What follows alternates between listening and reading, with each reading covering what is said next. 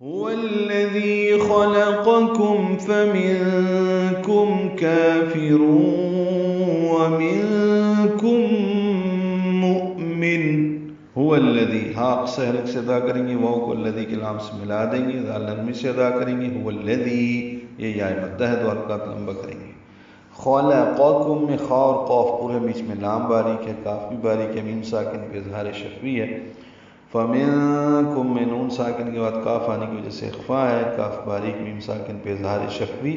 کافر میں کا الف مدہ ہے، فا کو جلدی ادا کریں گے، را پر پڑھیں گے اور تنوین کے بعد واو آنے کی وجہ سے ادغام ناقص ہوگا.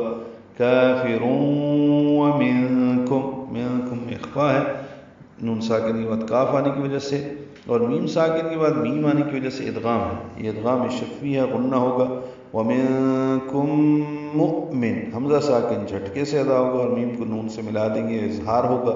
ومنکم مؤمن، تنوین کے بعد واو آنے کی وجہ سے اگر ملانا ہو تو جیسے کافرون میں ادغام کیا تھا، اب یہاں پہ مؤمنون میں ادغام کرنا پڑے گا اور واو پر تشدید لانی ہوگی، پھر سانس نہیں توڑ سکتے، ایک ہی سانس پہ پڑھنا ہوگا.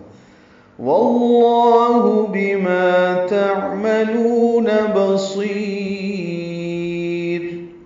واو کی زبر کی وجہ سے لام اس میں جراڑا پر پڑ جائے.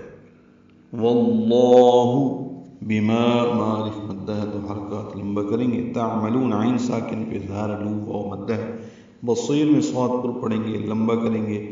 را ساکن میں را ساکن باریک پڑی جائے گی کیونکہ پیچھے زیر آ گئی ہے صاد کے نیچے. ایک نمبر دو بات یہاں پہ یہ ہے کہ یا ساکن، جب بھی را ساکن سے پہلے یا ساکن آئے تو را باریک پڑی جاتی ہے.